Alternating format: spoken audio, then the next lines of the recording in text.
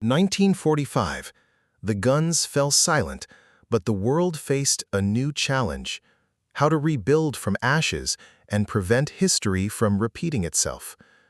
With the end of World War II in Europe and the Pacific, nations faced the monumental task of rebuilding. Cities lay in ruins, industries were destroyed, and millions of people were homeless or displaced. The scars of the Holocaust and the war's devastation left deep psychological and social wounds across the globe.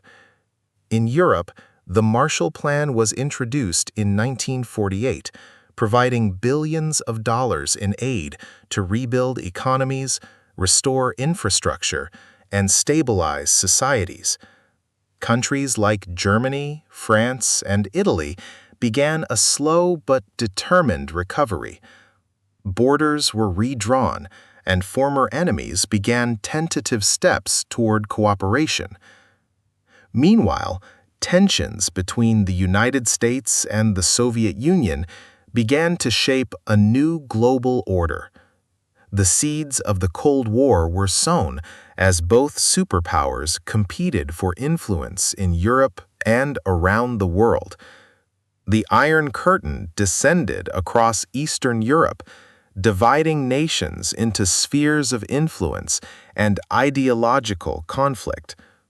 The United Nations was established to promote peace, prevent future wars, and address global humanitarian crises. New international agreements sought to protect human rights, hold war criminals accountable, and prevent the spread of nuclear weapons. Across the globe, nations rebuilt not only their cities, but their identities. New governments formed, economies recovered, and societies grappled with the memory of war while seeking hope for the future. World War II had ended, but its lessons endured.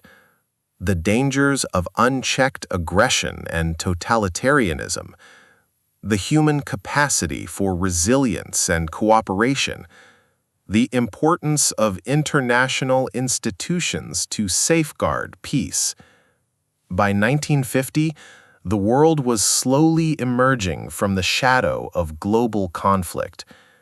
Europe's cities were rising from rubble, families reunited, and nations cautiously stepping into a new era, one shaped by both the memory of devastation and the hope for lasting peace.